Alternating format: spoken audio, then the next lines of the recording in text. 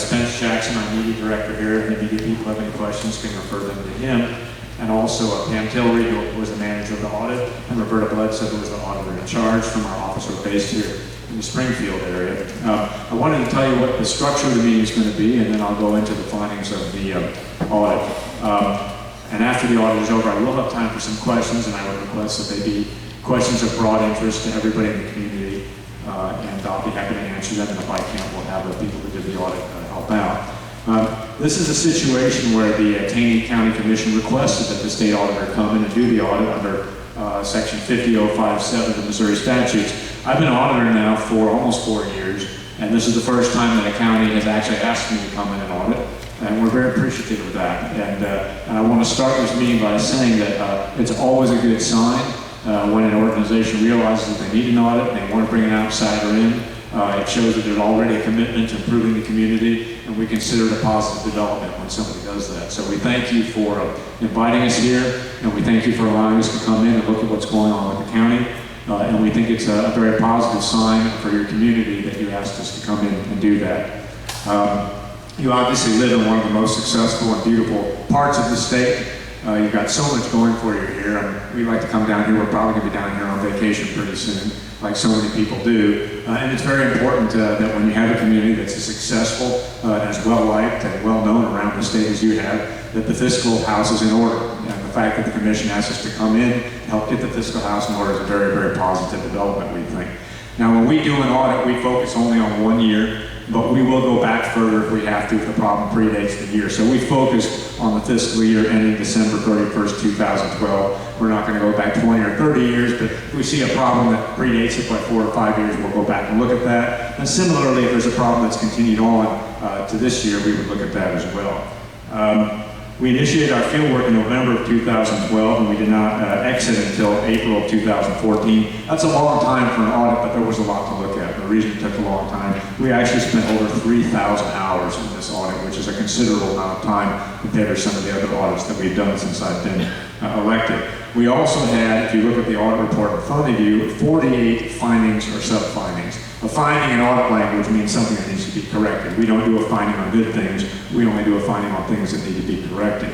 48 is a lot, and so it's a very long audit report. It's one of the most complex audit reports that we've issued since I've been in office, which means there's a lot that needs improving. But the good news is, and I want to start out by saying that it appeared to us from our exit interview, from the comments that were made to the audit, the commission is absolutely committed to fixing the problems, and the other elected officials are absolutely committed to fixing the problems that we found.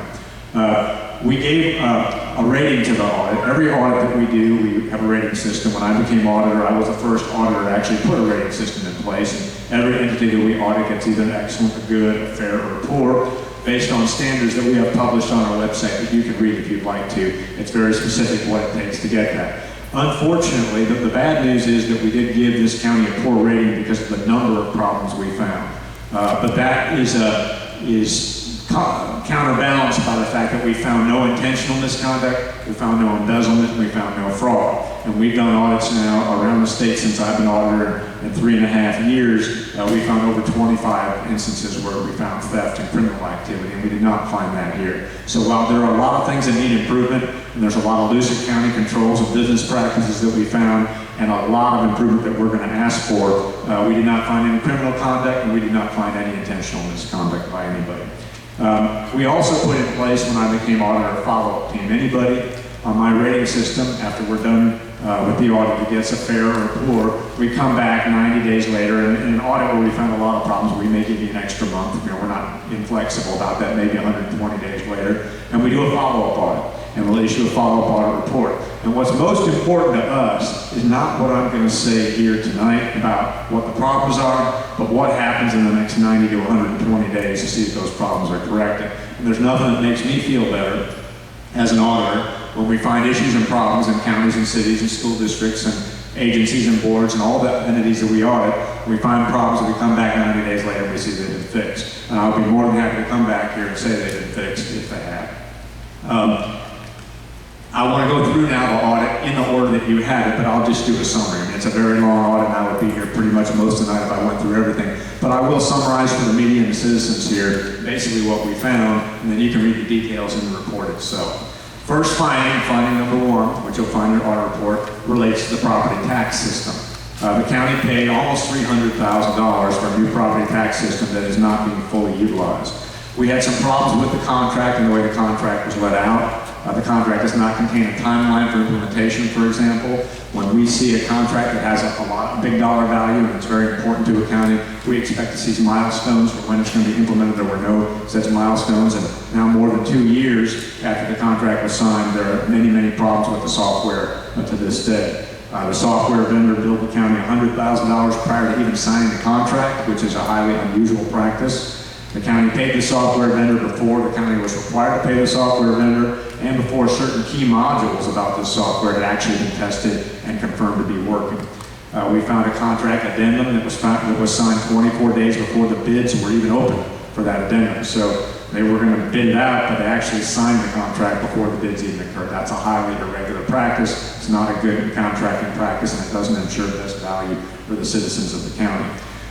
The worst part about this was, before you all moved up to the status where you had your own county auditor, our office was in here 12 years ago, and there was a different software module you all were using for your county activities, and it had the same problems. And what we don't like to see is when the same problem repeats itself. So there needs to be much more attention paid to information technology contracting practices, execution milestones, and the way modifications are made and tested. Now, the good news for you all is this is not an uncommon problem. I mean, how many of you all have put a new computer in your house and it takes a long time to get it working? I mean, that happens in counties and cities and states and even countries. As you know, we've had problems with the federal government with that as well. But what we found here were there were a lot of problems that could have been avoided had the contracting been more tight, had the milestones been listed, had the payments been properly executed, and had the contract modifications been properly executed. So we would hope when we come back in 90 days that all those things are corrected. There was also an overpayment for a road project. The county commission overpaid a road project contractor over $20,000 and was not aware of it until we came in and discussed it with the commission. I know there's a repayment plan going on now. I don't think there's been a full repayment, but we're hopeful by the time we come back there will be full repayment. There was also an issue with the contracting for printers.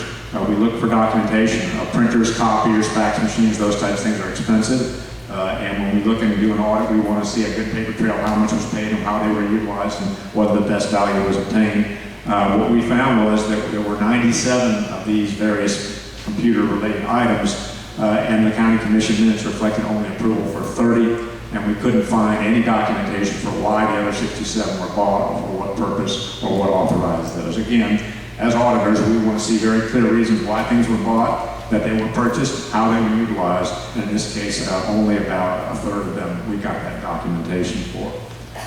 We also noticed that the county commission did not obtain proposals for legal services provided by 2 law firms and did not have a written agreement during most of 2012 with one of those firms.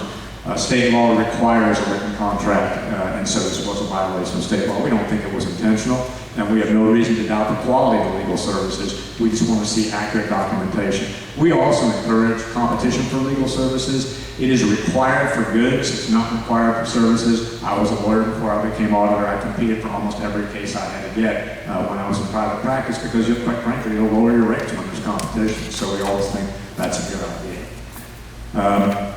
We go now to some of the recommendations we made based on these contracting practices. We're hoping to see there's better monitoring of contracts for compliance, that there's progress made on the contracts before payment is made, that changes are well documented and prepared and submitted for proper review and approval by the proper county officials.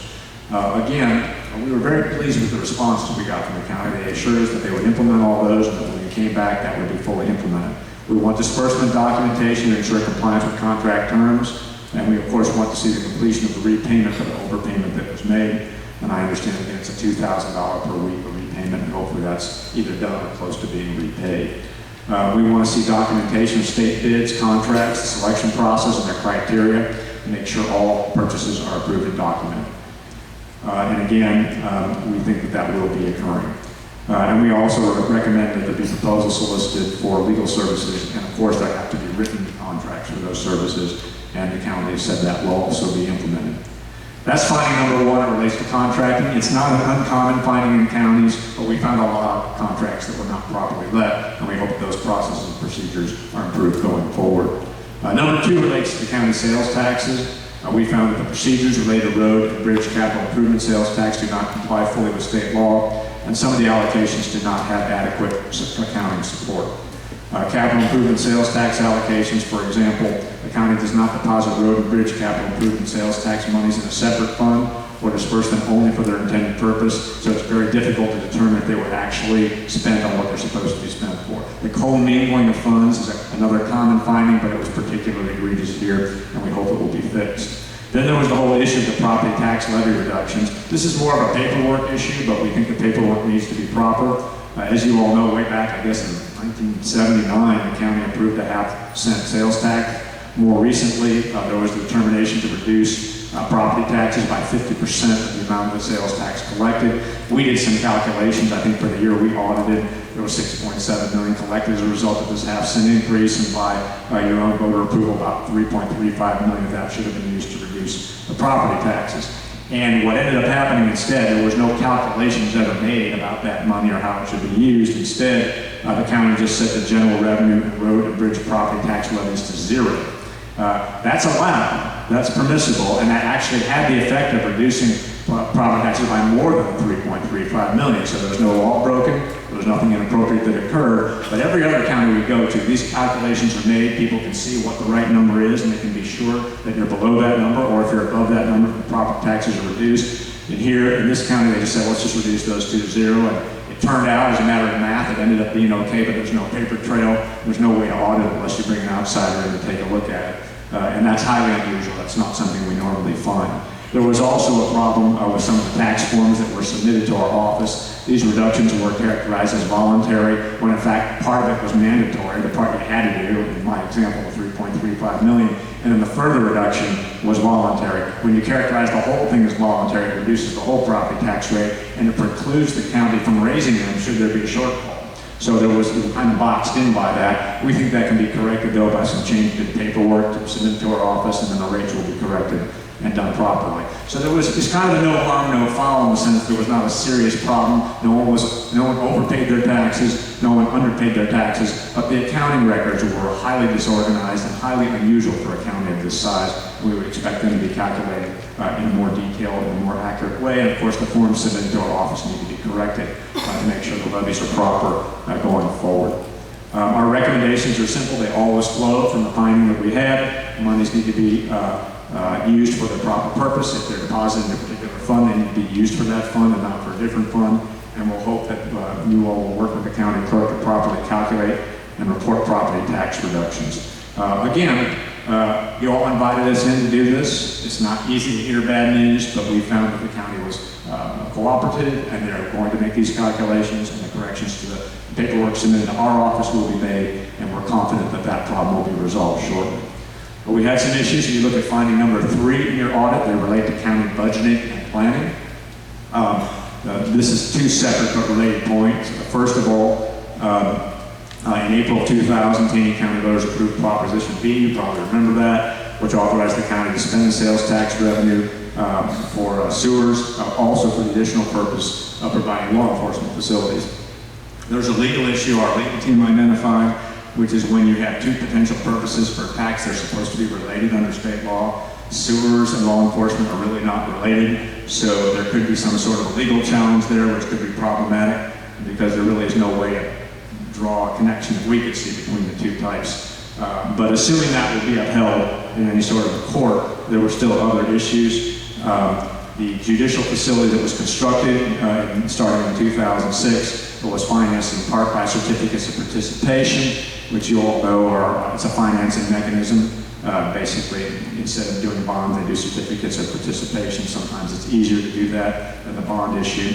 In April of 2013, there was a $1.2 million payment that came due. The county commission budget was very clear that was supposed to be paid for from the law enforcement sales tax fund. It's a $1.2 million payment, but there was only $400,000 in that fund, so the county paid the full amount from the sewer fund. That's not illegal, but it's a problem with the budgeting. When you budget $400,000 and you end up having to pay $1.2 million, it suggests weak or lax financial controls, and we're hoping that that would be improved. Budgetary practices also were problematic.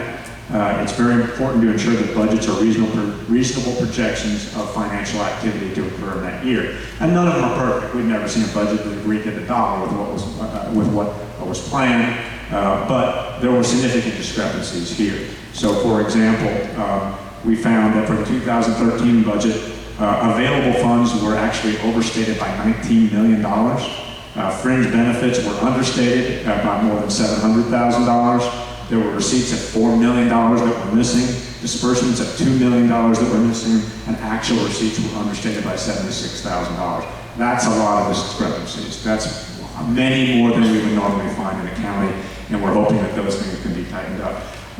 Part of the problem, I think, is, and I've seen this in other contexts, is this county is so successful, so financially successful, and there's so much money coming in compared to some of the poorer counties that I audit, that people are less careful. And my view is, even when you have a lot of money, you need to be careful. In fact, when you have a lot of money, you need to be more careful. And I think that's kind of what's going on here. Is there's almost always enough revenue to cover everything that's needed, so people are less careful about where it comes from or how they budget or how they report it. But that's, you had me in here to make sure things get cleaned up, and I think they all need to be cleaned up. If you look at the number of discrepancies in the budget that I just said, that's very significant, millions and millions of dollars worth of discrepancies. The sewer fund contained approximately $25.2 million at the end of 2013. That is a huge balance. There are counties that would be so envious of you to have that kind of a balance in a fund like that. But there were no plans made, for example, to pay off the bonds. You all are paying interest on bonds right now. You've got $20 and $5 million in the bank. One thing we looked at is proper financial practices. It seemed to us pretty obvious that you could use that money to eliminate the interest payments and save your people in the county some money. So our recommendations in 3 are what you would expect based on what we found. There should be adequate planning for the timing of large disbursements, and the county said we will do that. Make sure the budget estimates for receipts and disbursements are based on actual expected occurrences, which they clearly were not for the year we audited. They're going to do that. Ensure the county budget is accurate and complete. I mean, there were literally millions of dollars of discrepancies there. That's going to be implemented. And approve a reasonable estimate of a sewer fund budget rather than building up huge balances that are not used when there are many things that could be used for. And again, there was complete cooperation by the county.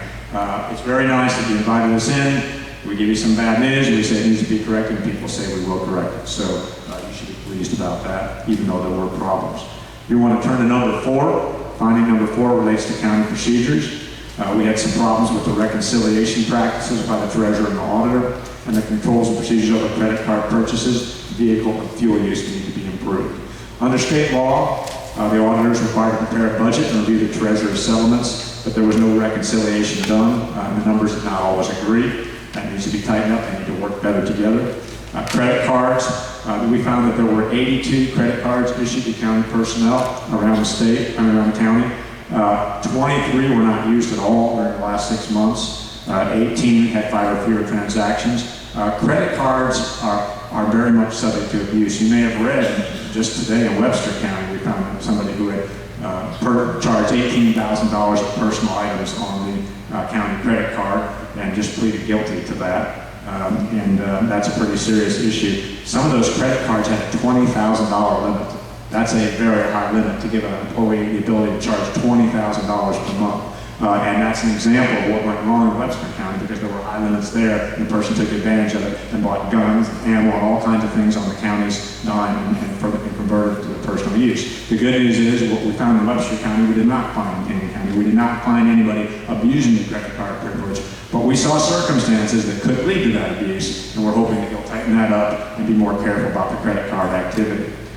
Vehicle and fuel use. I was actually very surprised about this. The county does not maintain mileage and fuel usage logs for a lot of county vehicles and equipment, and was doing almost nothing to reconcile fuel used to fuel purchased. Another area where a dishonest official can game the system is with fuel.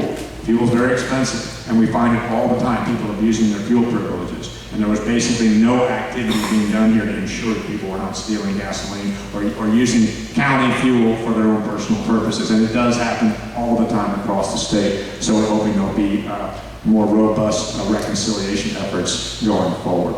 Our recommendations are obvious. Reconcile the annual settlements to the county budget, investigate any differences, evaluate the need for each credit card issue, and have appropriate limits on those credit cards to prevent fraud or abuse. monitor vehicle and fuel usage by requiring mileage and fuel usage logs, and always reconcile fuel used to fuel purchase and make sure those numbers are equal so people aren't using your fuel for their personal purposes. And again, the county was extremely cooperative and said we will implement all those and we'll have those practices in place. And so when we come back 90 days or 120 days from now, we hope to see those processes and procedures, and we're confident that they will, in fact, be in place. Number 5 relates to the property tax system. In this case, we found there were problems with the review of the actions of the collector and the assessor by the commission clerk and auditor, and there was over $434,000 improperly distributed to school districts. So what ended up happening was it was basically an error in a formatting, and what ended up happening is different distributions went to the wrong school district. So for example, Forsyth was owed $24,930 and got nothing. Branson was owed $440,000 and got $31,000. Hollister was owed $311,000 and got $434,000. Kirbyville was owed $427 and got $434,000 because they got the money that was supposed to go to Branson. Is that right? And so, because of a clerical error, every district got what some other district was supposed to get, and nobody got what they were actually supposed to get. And so it was a pretty serious problem with over $434,000 misdistributed involving the school districts. We also found on the account book, neither the county clerk or county commission reviewed the financial activities of the county collector, and the county clerk did not maintain an account book, so there seemed to be no effort to verify the accuracy and completeness of the county collector's annual settlements. Also, there was a lack of preparation of delinquent tax books, which is absolutely required. There were serious problems with, when people don't pay their taxes, there need to be very detailed records on who didn't pay, how much they didn't pay, and why, and we were not able to find that here. There were also problems with tax book changes. There were situations where there was, for example, $600,000 in additions to personal property taxes made and $188,000 worth of write-offs on property taxes listed as uncollectible without any documentation that we could audit. There were some problems with the fire district taxes. Some Forsyth residents live within the boundaries of 2 fire protection districts, as you know, and paid 2 property tax levies, one to fund each district. That was changed so that residents wouldn't have to pay for both districts, which I understand. Why make somebody pay for 2 fire protection districts? There were $44,000 not charged, but this was a unilateral decision made, and there wasn't any discussion about whether it should be made, and there wasn't any documentation about why it was done. In fact, there was a court, I think recently, that found that there was no authority to do that even. So if that needs to be done, there needs to be an ordinance or statute passed to do that. I understand residents not wanting to have to pay 2 fire protection district levies, but if you're going to exempt them from one, there needs to be a process and procedure, and it needs to be done in accordance with state law. If we keep going, we look at number 6, assessment fund reimbursements. County assessors assess our real property and personal property to determine its value, and that's how they calculate the taxes. As you all know, the Missouri State Tax Commission is an administrative agency that measures the accuracy of the assessments of each county and works to ensure that everybody has their county taxes assessed equitably in accordance with the law. Each quarter, counties can submit a form detailing all the costs associated with the assessor's office, salaries, office expense, mileage, all the costs of actually doing the assessments. And if the Missouri State Tax Commission agrees it was done well and correctly and in accordance with good principles, they'll actually reimburse the county for those taxes, so you get a lot of money back from the state if you do it right. Since 2007, the Missouri State Tax Commission has withheld about $956,000 in reimbursements from Taney County because they determined the assessments lack uniformity, did not reflect market value, and they withheld all the assessment reimbursements for 2007, 2008, and 2009. The State Tax Commission then entered into 2 assessment maintenance plans with the county, and then the State Tax Commission determined the county had not complied with those and still has withheld reimbursements again for 2011 and 2013. And it's just like with the prior finding about the tax levies for fire protection districts, it looks like the intentions were good. When we've talked to the members of the commission, they just didn't want some of your senior citizens to pay high taxes, and that's all well and good. We understand that there may be reasons not to assess taxes or to lower people's taxes or treat them more fairly, especially in a situation where the county does have significant revenue. but it has to be done in accordance with state law. And as a result of not doing it in accordance with state law, you've lost almost $1 million. And that needs to be corrected as well. Again, good intentions, bad execution is the way I would put it. So I hope you will continue to work with the Sales Tax Commission to correct the non-compliance. And I hope that the commission did say they're going to move forward. There was a litigation. I think the county lost the lawsuit. And so you've really got to work with the tax commission to fix the problem and move forward in a cooperative spirit. You know, it sounds bad, but I want to make the point again. In each of these cases where people were given tax relief, the intentions were good. People wanted to help other people in the county not have such a heavy tax burden. But the way it was done was clearly not in accordance with state law and resulted in significant penalties to the county. If you move on now to finding number 7 in your audit, this relates to payroll and personnel issues. We were surprised that neither the Information Systems Director nor the Emergency Management Director prepared any timesheets as required by the county personnel manual. In my office, people prepare timesheets. We think in your office, they ought to prepare the timesheets as well. The county does not perform background checks on employees who work in sensitive information technology positions. Normally, we expect a background check to be done to make sure it's a trustworthy person because they have access to very, very sensitive information about your citizens. We want to make sure that they're trustworthy. So we would request that those be corrected, and we understand those will be scrutinized, and all those procedures will be fully improved. I want to talk a little bit about the sheriff. Sheriff's offices are interesting for auditors because sheriffs want to put bad people in jail. They don't want to do paperwork. And we've noticed that all around the state. I just did audits of Stoddard County and New Madrid County, and in each county, a sheriff's deputy had stolen a large amount of cash. In one case, it was $80,000. In the other case, it was $20,000. And when we talked to the sheriff, we said, "Sheriff, and these are people working right under your nose. You're a law enforcement official, and they're committing felonies by stealing the money." In one case, it was from the inmates they were stealing the money. And the answer I got was, you know, I'm into law enforcement, I want to catch bad people, and I got to trust my people. Well, in the words of Ronald Reagan, trust but verify, because the fact of the matter is sheriff's offices get a lot of cash, and the easiest thing to steal is cash. So it's surprising to me how many of the embezzlers and thieves we find around the state, and I've found more than 24 since I've been auditor, are in courts and sheriff's offices, where you think there would be the least likelihood of theft, because there's law enforcement going on right there. But that's also where the cash is. So as much as sheriffs want to trust their people and think, well, I'm a law enforcement official, no one ever steal from me, we find it happening all the time around the state. It's a very frequent finding of ours. We did not find any stolen money in the sheriff's office here. We did not find any bad actors in the sheriff's office here. But what we found were loose controls over the cash, which is very common, and we're asking the sheriff to approve those procedures, and we understand the sheriff will do that. A couple of examples. There was seized cash and property over $77,000 for 50 cases that were being held on to. There was no documentation of disposition for several $1,000s of that. There was a case that was dismissed in 2012. There was still $10,000 sitting there for that. There was a court order to release about $2,500 in one case that had not been released. And several other examples you can see in the audit report where basically cash that needs to be dispersed or disposed of is either lying around or not dispersed or disposed of, and that creates a situation where bad things can happen, and we do see it happen all around the state. So we'll hope that that is improved. That's seized cash. With respect to seized property, there's some of it stored at an impound lot, in a barn, and in an evidence room, and we found that there was not adequate record keeping to account for these items.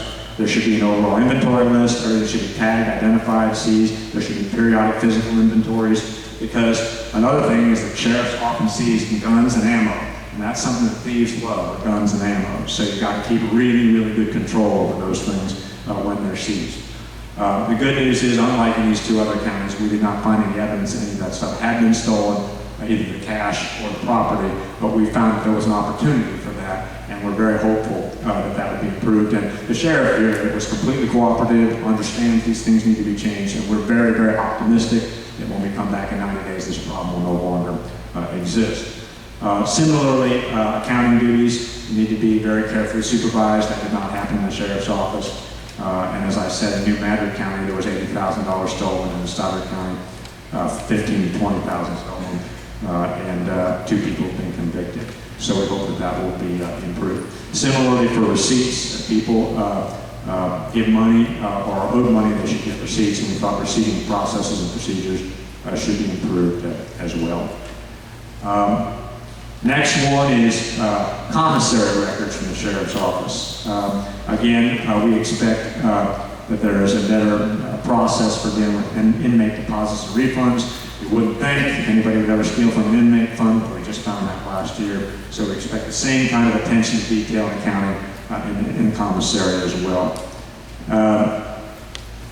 We found a number of different commissary accounts also. I think 3 different commissary accounts, and we think there ought to be just one, and that all the monies ought to be accounted for in one account.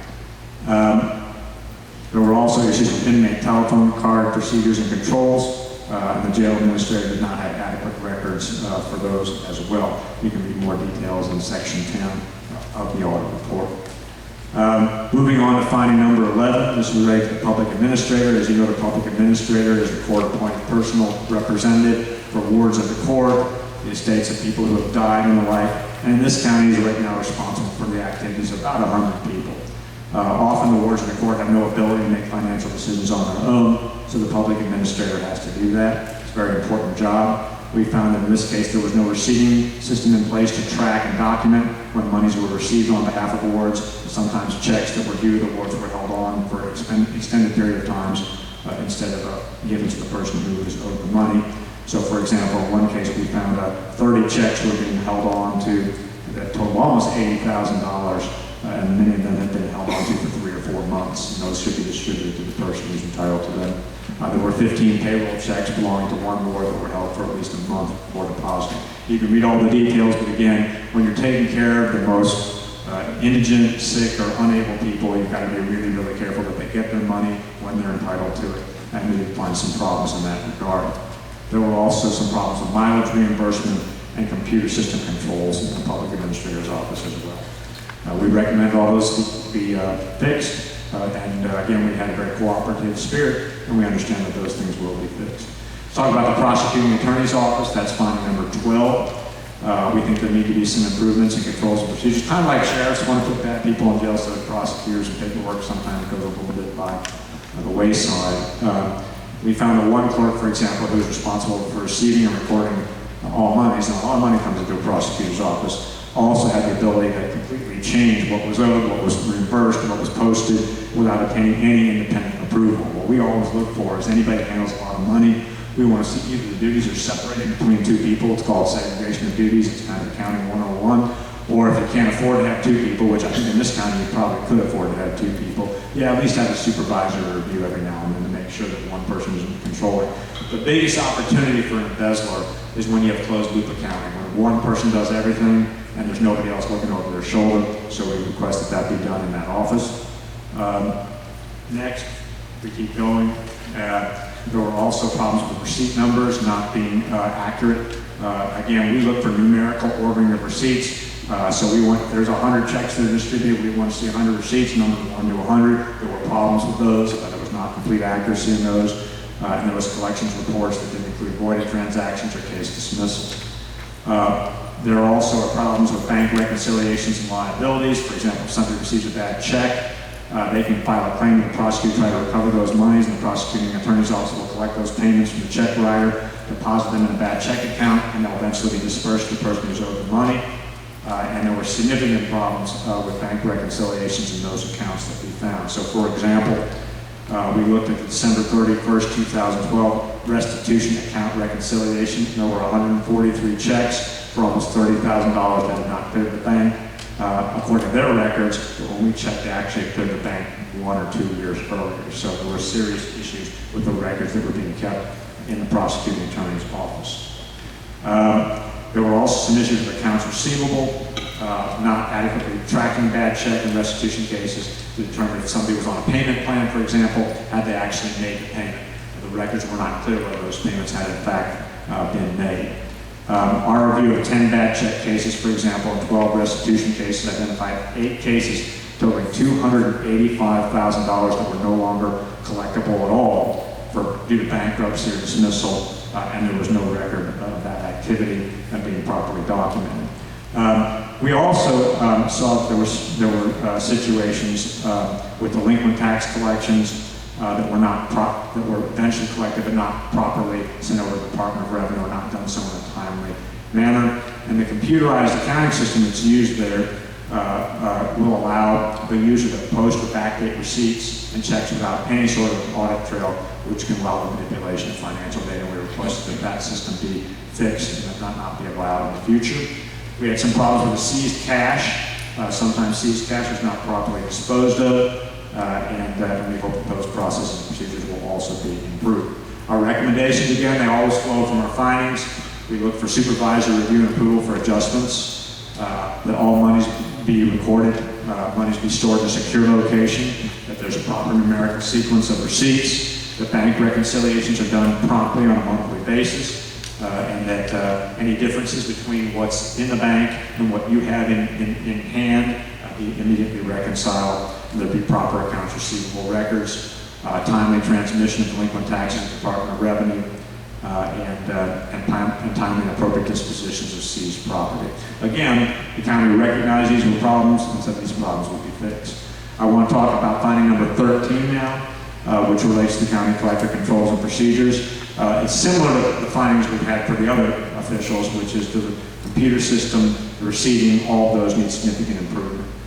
Some of them relate to partial payments, some of them relate to not having proper receipt numbers, and you can read about it in more detail. But again, it was basically a loose set of financial controls and not the kind of precision and accuracy we would normally expect in an office of that type. We found, for example, I'll just give you one example from the audit, that there was an improper refund of over $3,000 made to one person, and no one even identified that overpayment for 7 months. There was the balance of protested tax accounts, so people protest their taxes, exceeded the list of liabilities by almost $6,000. Again, I won't go into the details of our recommendations, but we expect much tighter financial controls in that office, and we're confident that that will be the case when we come back in 90 days. Airport. Let's finish up by talking about the airport a little bit. Again, as was true with almost every other office and official we looked at, there needs to be significant improvements in the controls and procedures. The office manager is responsible for some transactions from initial receipt to reconciliation without any independent supervisory review. The receiving processes again need improvement. Airport personnel only issue receipts for cash and don't issue receipts for checks or other means of payment. And they only enter receipts into the accounting system when they make deposits, which means there are no records of some receipts for several days, which is not in accordance with standard accounting practices. We had some issues with the lease contracts. Obviously, people lease out hangar space in the airport, and that's a source of revenue. We reviewed the 32 hangar leases that we found, and the airport billed 14 at a higher rate than was in the lease, and 2 at a lower rate than was in the lease. Obviously, there's a lease and there's a rate that should be billed at exactly the rate that's in the lease. It was all over the board here. There were also some issues with car rental fees and mileage that the car company the rental car companies obtained. Fuel reconciliation. You heard about the fuel problems in other parts of the counties. There were also some problems with fuel at the airport. There was no reconciliation of airport fuel purchased, airport fuel sold. And again, that's a place where there's always potential for abuse because of fuel prices. So we're hopeful that the duties will be segregated, the receipts will be properly issued, that the leases will be more accurately enforced, and there will be reconciliation of fuel purchased to fuel sold. I want to just mention something about the transfer station. Obviously, that's the trash transfer station. Again, we found that one person handles all the money. There's no segregation or separation of duties.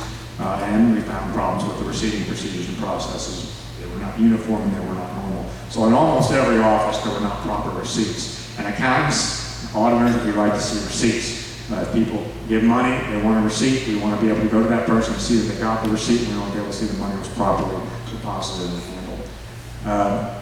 There were also problems with credit card reconciliations with the trash organization as well.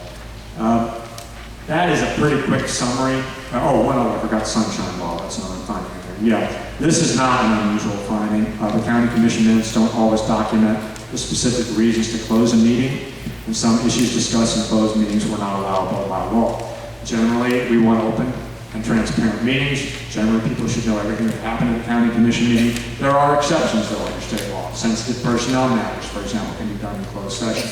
But the way it's done is you say, we're in open session, we're covering all the issues that are of general interest to the public. We are now going to go into closed session to discuss a sensitive personnel matter, and then it needs to be documented that there are minutes taken during the closed session so we can come back and look and make sure you really only talk about the personnel matter in closed session, not other issues that should have been available to the general public, and we found problems with that. That is not an uncommon finding, but we found it here as we have found in other places. So that is a very quick summary of a very long audit report. As I said when I started, I appreciate the opportunity to come in here and do the audit. It shows a commitment to improving the processes and procedures that I was invited here. We did see a lot of problems. We believe the commission and the other officials here, mostly elected officials, are completely committed to fixing the problems. And I will be back, or a member of my team will be back in 90 days. And with an audit this long, we may give them a little more time to implement.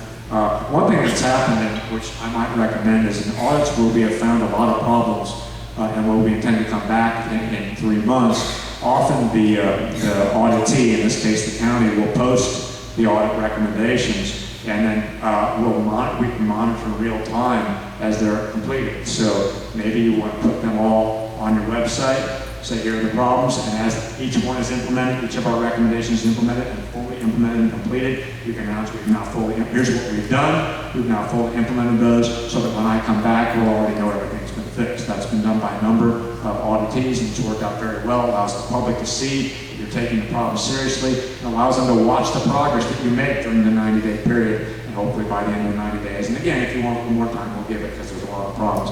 Everything's fixed, we come back, we say everything's been correctly addressed, and members of the county can be, and the citizens of the county can be fully confident that their county is being well run.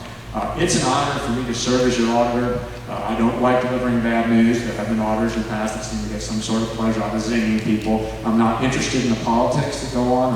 I drove through here, I come in here, I had barbecue dinner before I came over here, and obviously there's a lot of elections coming up. There's signs in every yard. There are different people competing. That has nothing to do with my office. I'm not here to settle a political dispute, to take sides in an election. All we want to do is make sure that the money, the funds that this county handles are done so in accordance with sound business practices, sound accounting practices, state law, and your own internal policies and procedures. And we'll be back in a few months to make sure that's happened. And I'm happy to answer any of your questions now. Start over here. Yes.